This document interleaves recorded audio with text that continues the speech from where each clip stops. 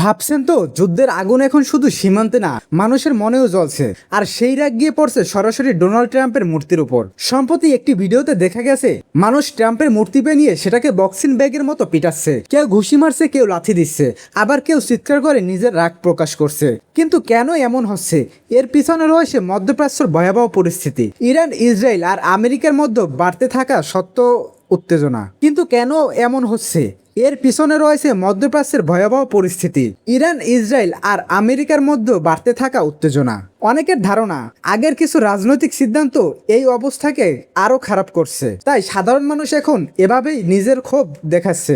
ভিডিওতে দেখা যায় একজন মারছে, আরেকজন বলছে এইটা আমাদের রাগ, মানে এটা শুধু মজা না, এটা প্রতিবাদ। তবে সবাই একমত না, কেউ বলছে এটা মানুষের অধিকার, আবার কেউ বলছে এভাবে অপমান করা ঠিক না। সব মিলিয়ে বোঝা যায় যুদ্ধের প্রভাব এখন শুধু সীমান্তে না, মানুষের মনেও আগুন লাগিয়ে দিচ্ছে। এই ভিডিও এখন চারদিকে ছড়িয়ে গেছে, অনেক মানুষ দেখছে, শেয়ার করছে আর নিজের মতামত দিচ্ছে।